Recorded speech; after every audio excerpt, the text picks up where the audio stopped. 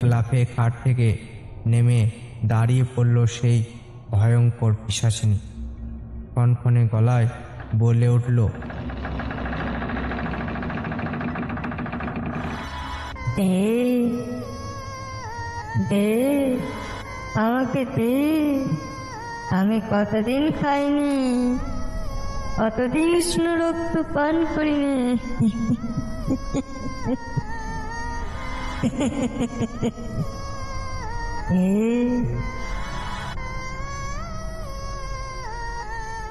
বলেই সে হাত বাড়িয়ে আমাদের দিকে এগিয়ে আসতে লাগলো।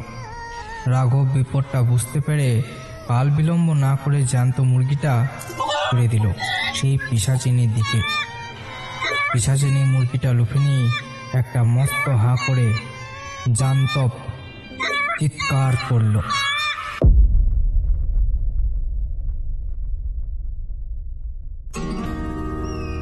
আজকের গল্প তৈলক্ষ্যনাথ তান্ত্রিকের, আর গল্প পাঠে থাকছি আমি আরজে রাজ। গল্পটি ভালো লাগলে অবশ্যই লাইক, কমেন্ট, শেয়ার এবং সাবস্ক্রাইব করে আমাদের পাশে থাকুন। চলুন শুরু করা যাক আজকের গল্প।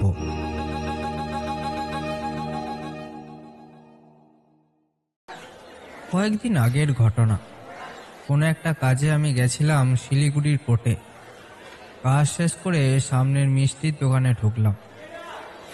দুটো নলেন গুড়ের রসগোল্লা, সিঙ্গারা ও 1 কাপ চায়ের অর্ডার দিয়ে কোনার দিকে একটা ফাঁকা টেবিলের দেওয়াল দিকে মুখ করে আমি বসলাম।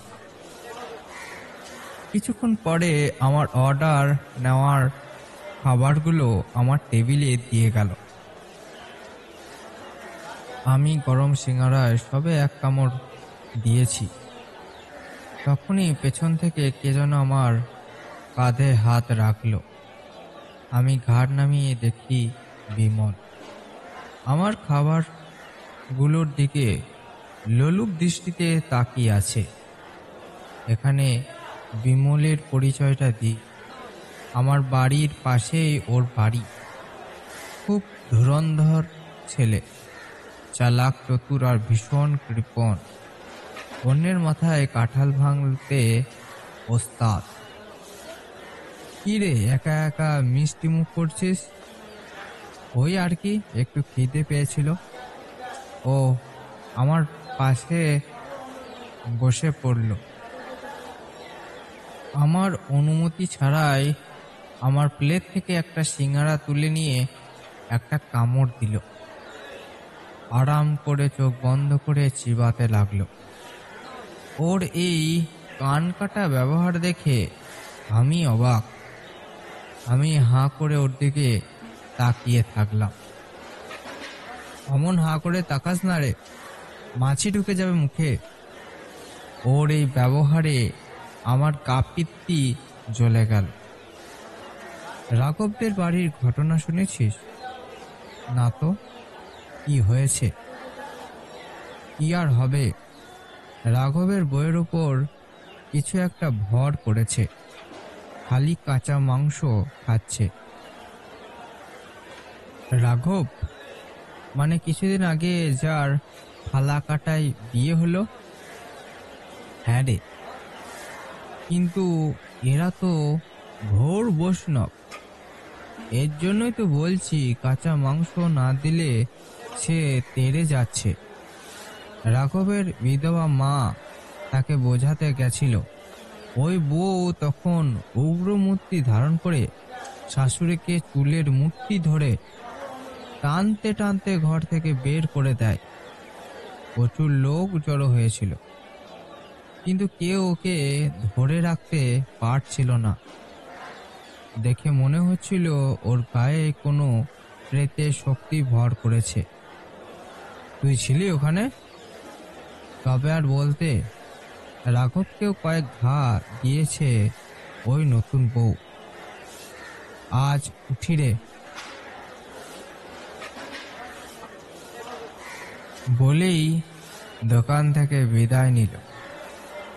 আমি টেবিলের দিকে তাকিয়ে দেখি শুধু আমার হাতের আধ খাওয়া সিঙ্গারাটাই অবশিষ্ট আছে। কথার ফাঁকে ও মিষ্টিটাও সাবার করে দিয়েছে। হতচ্ছাড়া কথাকার, আমি মনে মনে বললাম। কিছু না খেয়েও আমি দোকানের পয়সা মিটিয়ে দোকানের বাইরে বেরিয়ে এলাম। আমার মাথায় তখন রাঘবের ব্যাপারটা ঘুরছে। কি সাংঘাতিক পরিস্থিতি! বিয়ের 1 মাসও হয়নি। না, আজকেই যাব রাঘবদের বাড়ি। প্রতিবেশী হিসাবে আমার একটা কর্তব্য আছে। সন্ধ্যার দিকে গেলাম রাঘবদের বাড়ি।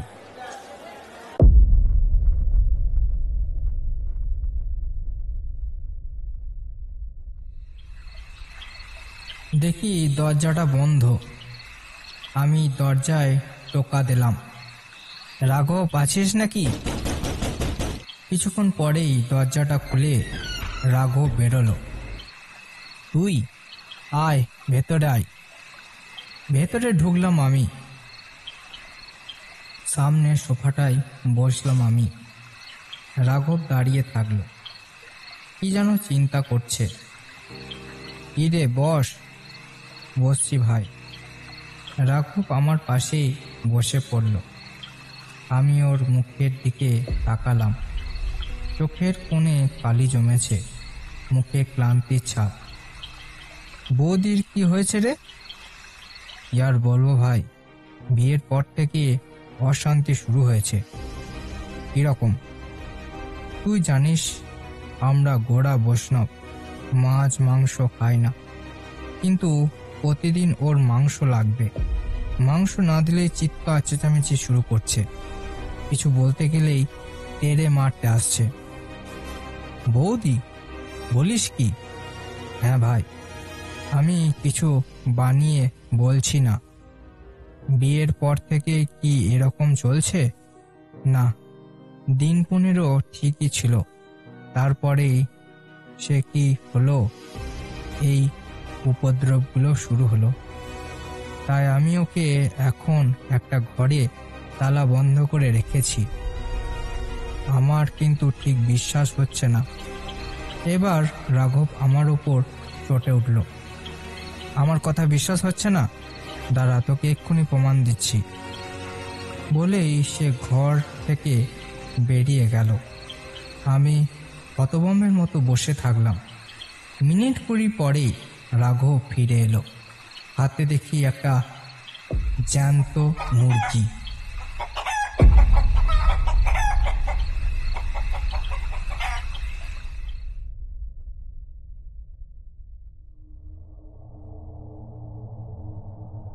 আয় আমার সাথে বলে এক হাঁচকা টানে আমাকে হাত ধরে সোফা থেকে উঠিয়ে দিল। আমাকে নিয়ে গিয়ে দাঁড়ালো সেই বন্ধ ঘরের সামনে। পকেট থেকে চাবি বের করে ঘরের দরজাটা খুলল। আমি ওর পেছন পেছন ঘরে প্রবেশ করলাম। ঘরে ভেতরে দেখি ওর নববিবাহিত বউ খাটের ওপর গুটিসুটি মেরে বসে আছে। আমাদের পায়ের শব্দে আমাদের দিকে তাকালো। কি ভয়ঙ্কর ওই চোখের দৃষ্টি! আমার মনে হলো ওই পুরো দৃষ্টি দিয়েই ওই নারী আমার রক্ত পান করতে চলেছে। ওর দৃষ্টি স্থির হলো রাঘবের হাতের ধরা মুরগিটার দিকে। হাতের মুরগিটাও তার আগাম বিপদ বুঝতে পেরে ছটফট করে উঠল। এক লাফে খাট থেকে নেমে দাঁড়িয়ে পড়ল সেই ভয়ঙ্কর পিশাচিনী। কনকনে গলায় বলে উঠল, দে দে, আমাকে দে। আমি কতদিন খাইনি, কতদিন কৃষ্ণ রক্ত পান করিনি।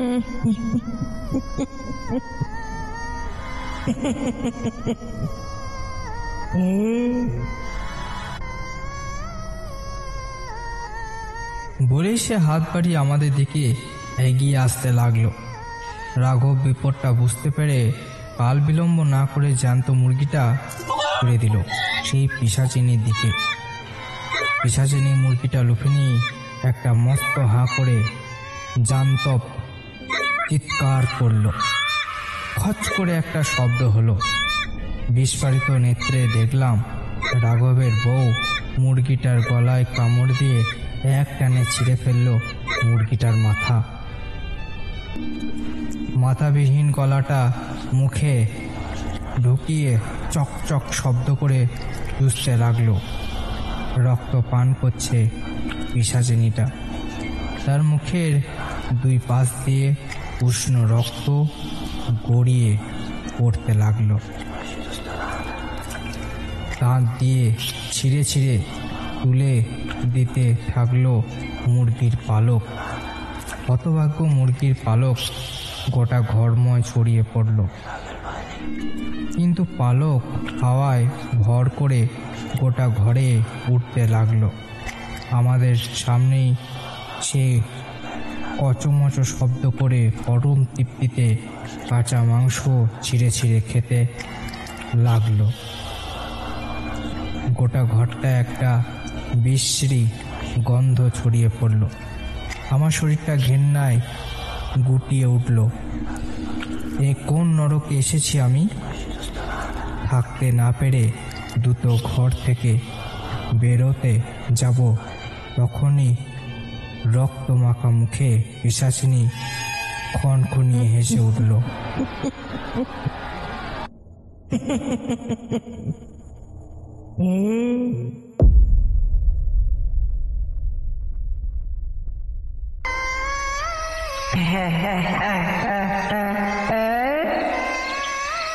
আজকের মতো আমি তৃপ্ত।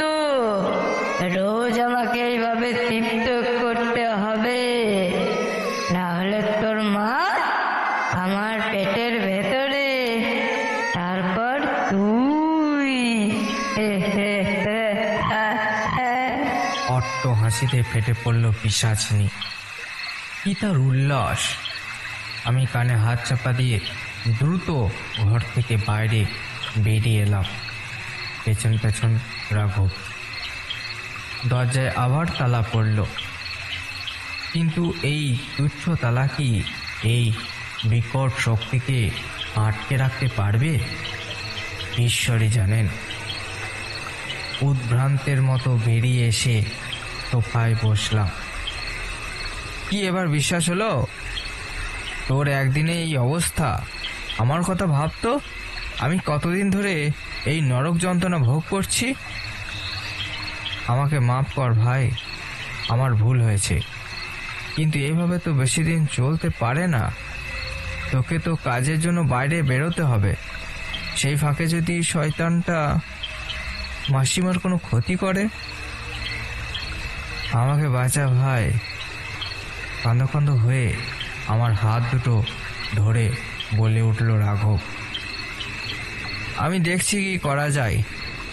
এই কদিন সাবধানে থাকিস। আজ উঠি রে, খুব তাড়াতাড়ি আমি ফিরে আসব, চিন্তা করিস না। তাকে সান্ত্বনা দিয়ে আমি বাইরে বেরিয়ে এলাম। রাস্তায় আনমনে হাঁটছিলাম। এই বিপদের সময় আমি কার কাছে যাব, মাথায় কোনো বুদ্ধি আসছিল না। হঠাৎ করে একটা নাম আমার মাথায় বিদ্যুতের মতো ঝিলিক দিয়ে উঠল। আরে তাই তো, হাতের কাছে লোক থাকতে আমি সারা বিশ্ব খুঁজে যাচ্ছি। মনে পড়েছে, একটাই লোক আমাকে বিপদের হাত থেকে রক্ষা করতে পারে। আমার উদ্ধারকর্তা, আমার রক্ষাকর্তা তৈলক্যনাথ তান্ত্রিক।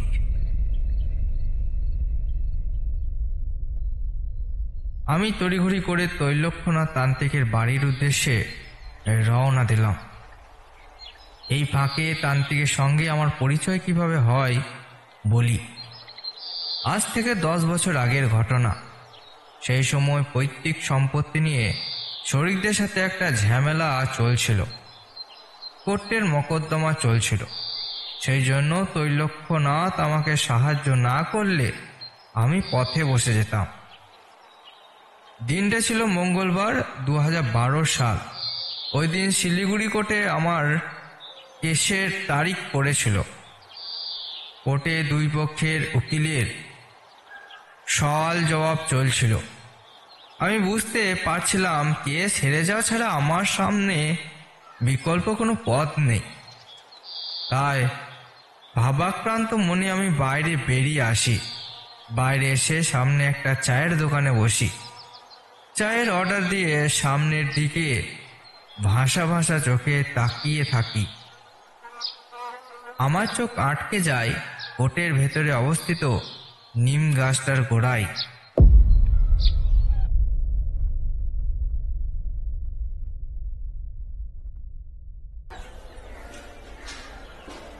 নিম গাছের গোড়ায় এক লাল আলখাল্লা পরে বয়স 50-এর একটা লোক বসে আছে। নিম গাছের কাণ্ডে দেখি একটা টিনের প্লেট ঝোলানো।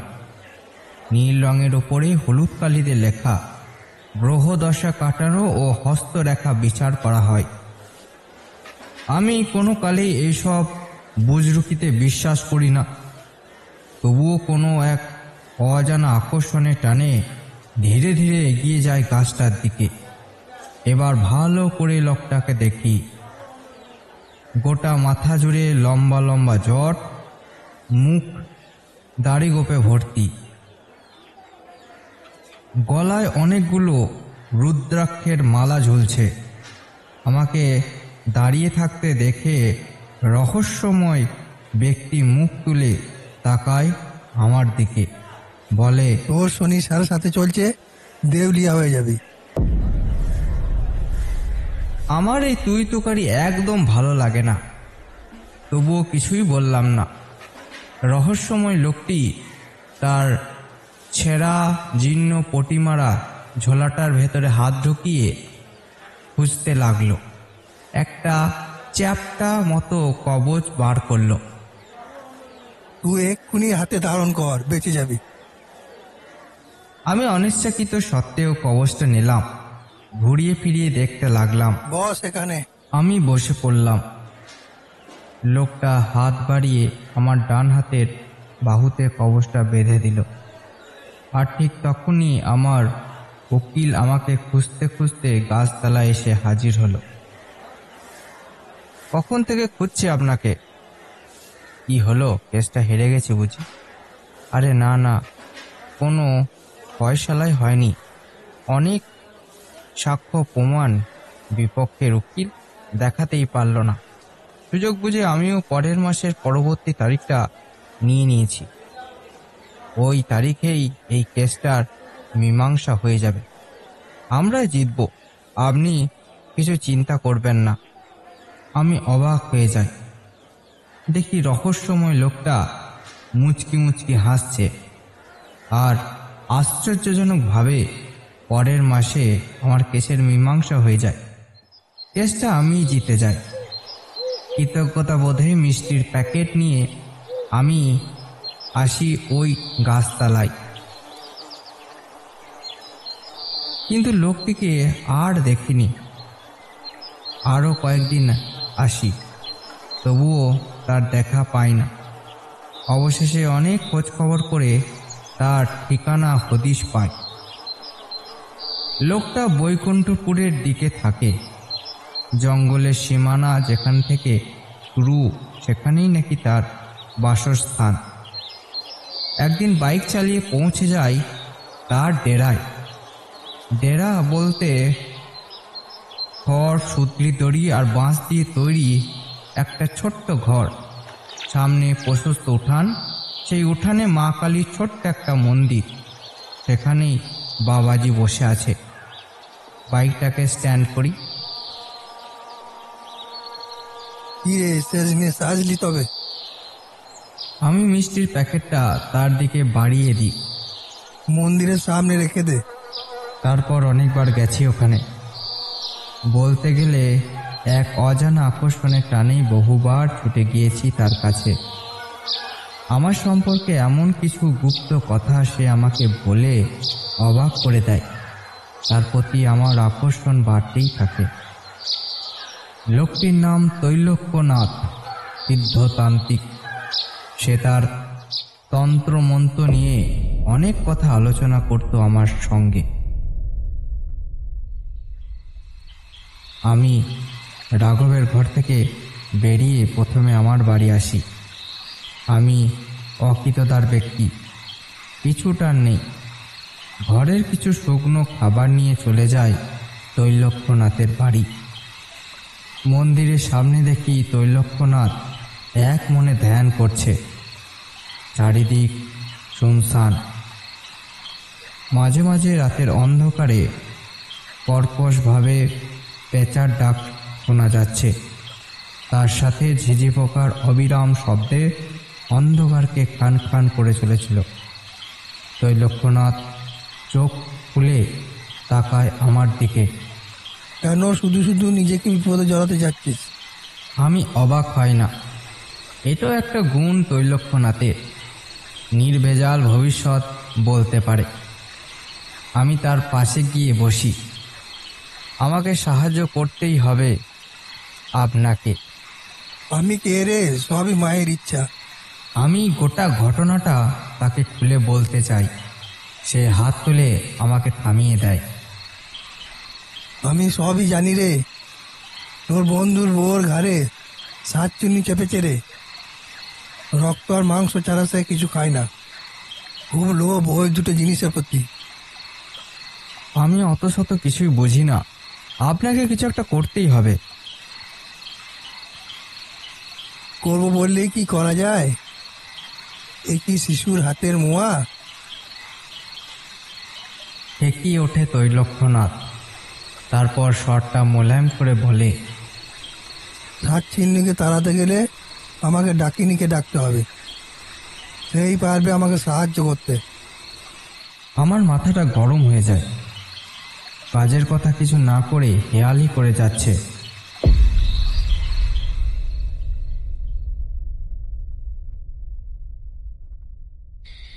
ডাকো ডাকিনিকে, তুমি না সিদ্ধতান্ত্রিক। ওরে আমার জ্ঞানের সমঝোতাদার রে। তুই কি জানিস তন্ত্র সম্বন্ধে? মানে তন্ত্রে অনেক সাধনা আছে। যেমন ডাকিনি, ডাকিনি, কর্ণ পিশাচিনী, আলাদা আলাদা ভাবে সবে সাধনা করে সিদ্ধি লাভ করতে হয়।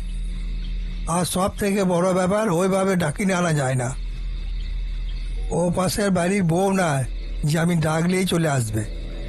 এবার আমি নেতিয়ে পড়ি। কিছু তো একটা করুন আপনি, না হলে ওই পরিবার শাকচুন্নির হাতে একেবারে ধ্বংস হয়ে যাবে। আর ওদেরকে যদি বাঁচাতে না পারেন তাহলে আপনার এই তন্ত্র সাধনা একদম বৃথা। চোখ পিটপিট করে কিছুক্ষণ তাকিয়ে থাকে আমার দিকে। তারপর হো হো করে হেসে ওঠে। খোকা রাগ হয়েছে, যা বাড়ি যা, দেখছি কি করা যায়। আমি মনে মনে নিশ্চিন্ত হই। তৈলক্যনাথ যখন দায়িত্ব নিয়েছে তখন আর চিন্তা নেই। তবুও মুখ ভার করে বললাম, কি করবেন আপনি? আমাকে বলতে কোনো বাধা আছে? তুই আমার নেওটা, তাই তোকে বলতে বাধা নেই। আর 3 দিন পরেই ভূত চতুর্দশী পড়বে। ওই দিনই আমি ডাকিনি সাধনা করব। তাকে প্রসন্ন করে বসে আনবো। সেই সাতচিন্নিকে তাড়াতে সাহায্য করবে আমায়। পুজোর উপকরণগুলো বলুন আমাকে, আমি এনে দেব। হো হো করে হেসে উঠল তৈলক্যনাথ। এতে হাসির কি আছে? একবার বলেই দেখুন না। এবার গম্ভীর হয়ে যায় তৈলক্যনাথ। আমার একটা লাশ লাগবে রে। লাশ মানে মরা? আমি কোথায় পাবো? এইবার তান্ত্রিক মজা করে বলে ওঠে, তোর গলাটা চেপে এখনই তোকে মরা বানিয়ে দিচ্ছি। এ কি অলক্ষণের কথা? আমি লাশ হতে যাব কেন? আমি চমকে উঠে বলি, তুই যে বললি সব জোগাড় করে দিবি, ভয় পাস না। আমি আজ যাই করি আমার নেওয়াটাকে মারতে পারবো না। তুই না থাকলে আমার গল্প লিখবে কে? যা বাড়ি যা, লাশের ব্যবস্থা হয়ে যাবে। আমি স্পষ্ট দেখতে পাচ্ছি একটা মরা ভেসে আসছে। ভূত চতুর্দশীর দিনে নদীর ঘাটে আসবে, আমি তুলে নেবো ক্ষণ। এই সব শুনে মুখটা আমচুরির মতো শুকিয়ে গেছিল আর বুকটা হাঁপড়ের মতো ওঠানামা করছিল। আজ উঠি, রাত বাড়ছে ধীরে ধীরে। আমি অন্ধকারের বুক চিরে সামনের দিকে এগিয়ে যাই। পেছনে তৈলক্যনাথ অট্টহাস্য করে ওঠে। ঠিক 3 দিন পরে চলে আসে ভূত চতুর্দশী। আজকেই তৈলক্যনাথ ডাকিনী সাধনায় বসবে। দিনের শেষে ধীরে ধীরে গোটা জঙ্গলটা অন্ধকারের হাতে চলে যায়। চারদিক ঘুটঘুটে অন্ধকার। তৈলক্যনাথ সাধনার জন্য তার ঝোলাটা গুছিয়ে নিচ্ছিল। কিছুক্ষণ পরে ঝোলা কাঁধে একটা ছায়া বেরিয়ে আসে কুটির থেকে। অস্ফুট একটা আওয়াজ বের হয় ছায়ার গলা থেকে। জয় কালী, রক্ষা করিস মা। ছায়ারূপী তৈলক্যনাথ অন্ধকারের মধ্যে জঙ্গলে প্রবেশ করে।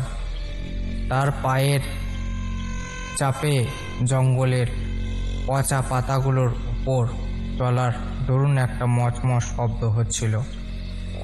তার সামনে গিয়ে একটা প্রাণী ফুটে ঢুকে যায় পাশের ঝোপে। দূরে কোথাও এক পাল কুকুর মরা কান্না জুড়ে দেয়। কিছু দূর যাওয়ার পরেই একটা কঙ্কাল তার পথ অবরোধ করে দাঁড়ায়। নাকি সুরে বলে ওঠে, আর এগোস না, বিপদে পড়বি, ফিরে যা ফিরে যা, এখনো সময় আছে, পথ ছাড়, বিরক্ত করিস না, সামনে আমার অনেক কাজ। তান্ত্রিক বোঝে ডাকিনী তার মায়া বিস্তার করে তাকে পরীক্ষা করছে।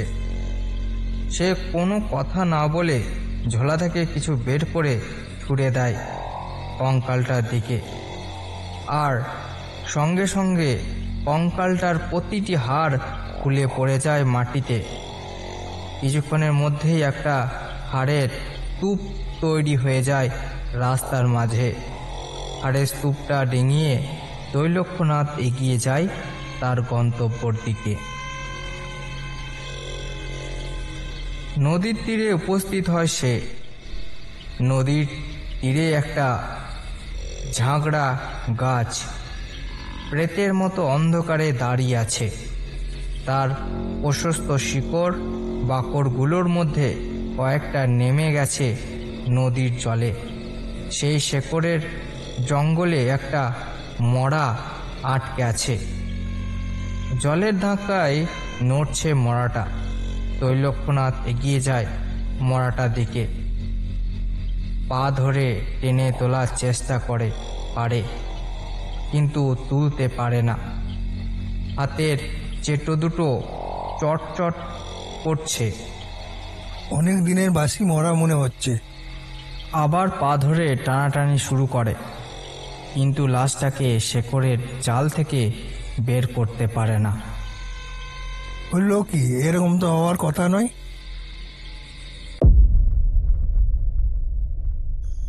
ভালো করে পরীক্ষা করে দেখে দেহটাকে, তারপরেই হেসে ওঠে। কত ছাড়া কোথাকার, শেকড়গুলোকে শক্ত করে ধরে থাকলে তুই কি রেহাই পেয়ে যাবি? আমি তৈলক্যনাথ তান্ত্রিক। বিড়বিড় করে মন্ত্র বলতে বলতে নদী থেকে জল নিয়ে ছিটিয়ে দেয় মরাটার শরীরে। সাথে সাথেই মরার হাতের বাঁধন শীতল হয়ে যায়। এবার মরাটাকে পাড়ে তুলতে তৈলক্যনাথের বেগ পেতে হয় না। মাঝখানে মরাটা শুধু ক্ষণক্ষণে গলায় কষিয়ে বলে ওঠে, আমাকে ছেড়ে দে রে, বেঁচে থাকতে শান্তি পাইনি, মরার পরে তো শান্তিতে থাকতে দে। আমার উদ্দেশ্য সফল হলেই তোকে ছেড়ে দেবো। মরাটাকে টানতে টানতে একটা ফাঁকা জায়গায় নিয়ে আসে। সাধনার বসার আগে দ্রুত বিধিগুলো সম্পন্ন করে সে। কপালে, বুকে, হাতে আর পায়ে সিঁদুর মাখিয়ে দেয়। সামনে আঁক কষে মা কালীর মন্ত্র মাটিতে স্থাপন করে। তার উপরই মরাটাকে শুইয়ে দেয়। সেই আঁকা ত্রিভুজটির ওপরে চারিদিকে সিঁদুর মাখানো ও পাতিলেবু রস দেওয়া হলো। গাত্র বন্ধন করে নিজের মায়ের নাম স্মরণ করে ওঠে বসে মরার ওপরে। তৈলক্ষ্যনাথের নিতস্বে চাপা মরার পচা বুক আর উদরের কিছু অংশ নরম গথির মতো কিছুটা ভেতরে ঢুকে যায়। চোখ বন্ধ করে এক মনে তৈলক্ষ্যনাথ ডাকিনীর মন্ত্র দ্বারা ডাকিনীকে আহ্বান করতে থাকে। সে ভালো করেই জানে তার শরীরের মধ্যে যে মূলাধারা চক্র আছে সেখানেই তার কুল কুণ্ডলী শক্তি স্তূপ অবস্থান আছে। ওই চক্রেই অধিষ্ঠান করে ডাকিনী। এটাকে এই মন্ত্রের মাধ্যমে জাগরিত করতে হবে, তবেই ডাকিনী প্রকট হবে।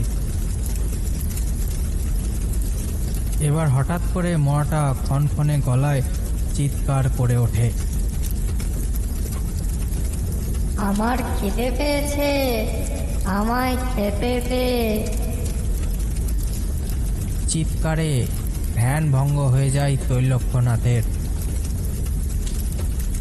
হুঙ্কার দিয়ে বলে ওঠে তৈলক্ষ্যনাথ, কেন উৎপাত করছিস? আমার খিদে পেয়েছে। তৈলক্ষ্যনাথ বিরক্ত হয়ে হাত বাড়িয়ে সামনে ঝোলাটা থেকে পচা মাছের মুন্ডু বের করে আনে, গুজে দেয় মরাটার মুখে। মরাটার মুখ নড়তে থাকে। অন্ধকারের মধ্যে চপ চপ শব্দ হতে থাকে। তৈলক্ষ্যনাথ আবার ধ্যানে বসতে যাবে, তখনই মরাটা খ্যান খ্যান করে ওঠে, বড় তেষ্টা পেয়েছে রে। ও, আমি কি সারা রাত তোর আবদা মেটাতে থাকবো? বিরক্ত সহকারে বলে ওঠে তৈলক্ষ্যনাথ। ঝোলা থেকে একটা মদের বোতল বের করে, পুরোটাই ঢেলে দেয় মরাটার মুখে। কিছুক্ষণ পরে মরাটা আবার কথা বলে, এভাবে ডাকিনী দর্শন পাবি না রে। তোর এই শ্মশান থেকে 30 পা দূরে একটা মোটা শিরিষ গাছ আছে। ওই গাছের সামনেই দেখবি একটা উঁচু ঢিপি মতো আছে। ওই ঢিপি উঠলেই তুই একটা টাটকা মরা পাবি। 2 দিন আগে ওকে গুম করে মেরে এখানে পুঁতে দিয়ে গেছে। যা যা, দেরি করিস না। আর হ্যাঁ, ওর মাথাটা কেটে আনিস। ওই কাটা মাথাটায় আগুন জ্বালিয়ে তাতে আহুতি দিলেই তোর উদ্দেশ্য সফল হবে। তৈলক্ষ্যনাথ ফাপড়ে পড়ে যায়। ও এখান থেকে উঠে যাবে, আর সেই ফাঁকে মরাটাও পালাবে। কিছুক্ষণ চিন্তা করার পর সে উঠে দাঁড়ায়। তার বানানো যন্ত্রের চারধারে একটা গোল করে গণ্ডি কাটে, বিড়বিড় করে উচ্চারণ করে মন্ত্র। জায়গাটা বন্ধন করে সে হাতে একটা ধারালো ছুরি নিয়ে সামনের দিকে গুনে গুনে 30 পা এগিয়ে যায়। সত্যি শিরিষ গাছ আছে।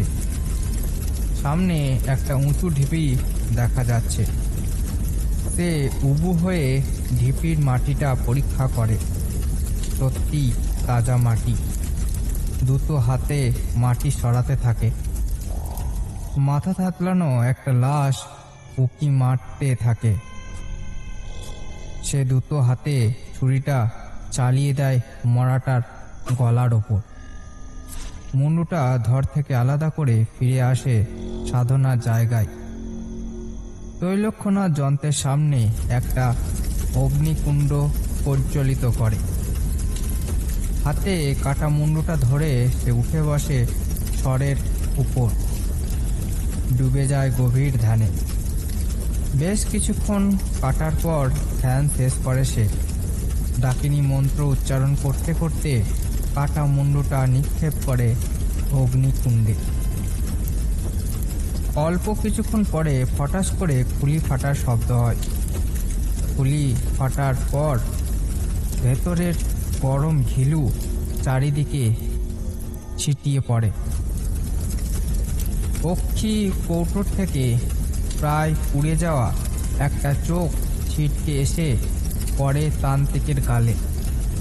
গালে ফোস্কার ফেলে দিয়ে গড়িয়ে পড়ে মাটিতে। তখনই জঙ্গলের শুকনো পাতাগুলো হাওয়ায় উঠতে থাকে, ঠোস হাওয়া বইতে থাকে, মনে হয় ঝড় উঠেছে। তখনই তান্ত্রিক খেয়াল করে তার থেকে হাত পাঁচেক দূরে একটা কালো গোমট অন্ধকার জমা হচ্ছে। সেই জমাট বাঁধা কালো অন্ধকার থেকে একটা নগ্ন নারী মূর্তি বেরিয়ে আসে। হাওয়ায় তার চুলগুলো সাপের ফোনার মতো দুলছে। দুটো চোখ অন্ধকারে ধক ধক করে জ্বলছে। লিকলিকে হাত পা, অস্থি চর্মসার শরীর, দুটো সদন্দ অন্ধকারের মধ্যেও চকচক করছে। মূর্তিটি কর্কশ স্বরে বলে ওঠে, কেন আহ্বান করেছিস আমায়? তান্ত্রিক হাত জোর করে বলেন, মা, তুমি বশ হয়ে থাকো আমার সারা জীবন। তাই হবে। তুই যখনই আমাকে মন্ত্র সহকারে আহ্বান করবি, আমি তখনই হাজির হয়ে যাব তোর মনোবাঞ্ছা পূরণ করতে। কিন্তু মনে রাখিস, আমার শক্তির অপব্যবহার করিস না কোনোদিন। বললে আমার হাতে সেই দিনই তোকে মরতে হবে। তান্ত্রিক মনে মনে কেঁপে উঠে একবার, ক্ষণ ক্ষণ করে বলে ওঠে ডাকিনী, কিরে, ভয় পেলি নাকি? এবার আমি ফিরে যাব, তার আগে তুই আমাকে তৃপ্ত করে দে। বলেই সে উবু হয়ে বিশাল হাঁ করে বসে পড়ে তান্ত্রিকের সামনে। তান্ত্রিক ছুরিটা নিয়ে চালিয়ে দেয় নিজের হাতের চেটোয়। হাতের গভীর ক্ষত থেকে রক্ত ঝরঝর করে পড়তে থাকে। তান্ত্রিক হাতটা উঁচু করে তুলে ডাকিনীর মুখের ওপর। টপ টপ উষ্ণ রক্তের ফোঁটা পড়তে থাকে ডাকিনীর মুখের গহ্বরে। ডাকিনী তৃপ্ত হয়, অদৃশ্য হয়ে যায় সে। ঝড়টাও হঠাৎ করে থেমে যায়। তান্ত্রিক অবাক হয়ে দেখে তার চেটোর ছুরি দিয়ে কাটার চিহ্ন মাত্র নেই। ধীরে ধীরে পূর্ব আকাশটা পরিষ্কার হতে থাকে। তান্ত্রিক উঠে পড়ে আসন থেকে, লাশটাকে টেনে পুনরায় নদীর জলে ভাসিয়ে দেয়। হাঁটা দেয় নিজের কুঠিরের দিকে। তৈলক্ষ্যনাথ তান্ত্রিক এখন ডাকিনী সিদ্ধ তান্ত্রিক। সারা রাত আমি দু চোখের পাতা এক করতে পারিনি। খালি মনে হচ্ছিল তৈলক্ষ্যনাথ পারবে তো। তৈলক্ষ্যনাথ ও ডাকিনীর চিন্তা করে করে আমাকে সারা রাত বিনিদ্র রজনী যাপন করতে হয়েছে। একটু বেলা হতেই আমি চলে যাই তৈলক্ষ্যনাথের ডেরায়। দেখি উনি দরজায় বসে মুড়ি চেবাচ্ছেন। আমাকে দেখে একগাল হাসলেন। কি রে, এরকম ঝোড়ো কাকের মতন চেহারা হয়েছে কেন? আমার কথা বাদ দাও, তোমার কথা বলো। ডাকিনী এসেছিল? চারটি মুড়ি খাবি? তুমি কি আমাকে এড়িয়ে যাচ্ছ? এবার তৈলক্ষ্যনাথ উঠে পড়ে, ঢুকে যায় ঘরের ভেতরে। অল্প কিছুক্ষণ পরে একটা ঝোলা কাঁধে নিয়ে বেরিয়ে আসে। চল। কোথায়? মরণ আমার, তোর বন্ধুর বাড়ি চল। আমি তাকে নিয়ে কিছুক্ষণের মধ্যেই পৌঁছে যায় রাঘবের বাড়ি। মনে একটা ভয় হচ্ছিল, ওখানে গিয়ে সব ঠিকঠাক দেখব তো। দরজার সামনেই দাঁড়িয়ে রাঘবকে ডাকি। সে ঘরের দরজা খুলে আমাদের ঘরের ভেতরে নিয়ে যায়। কোন ঘরে? ওকে বন্ধ করে রেখেছিস, আমাকে নিয়ে চল একবার। বলে ওঠে তৈলক্ষ্যনাথ। রাঘব চুপচাপ আমাদের দুজনকে নিয়ে চলে আসে সেই তালা দেওয়া দরজার সামনে। তালা খুলে দেয় নিঃশব্দে। আমরা তিনজন ভেতরে প্রবেশ করি। তৈলক্ষ্যনাথ সঙ্গে থাকায় আজকে তেমন আর ভয় লাগছিল না।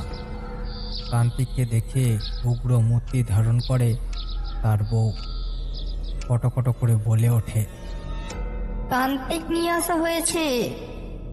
ও বেটা আমার কিছুই করতে পারবে না, কিন্তু আজকে রাতটাই তোদের মা বেটা শেষ রাত। তোদের হাড় মাংসগুলো আজ রাতেই আমি কড়মড়িয়ে খাবো। মানুষ মাংসের ইচ্ছা বহুদিনের, আজ তা পূরণ হবে।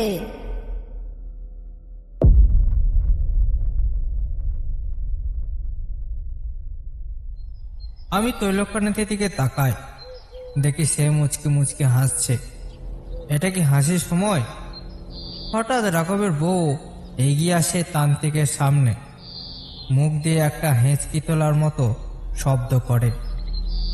পেটের অপ্রাচ্য মুরগির হাড়গোড়গুলোকে উগড়ে দেয় তান্ত্রিকের গায়ের উপর।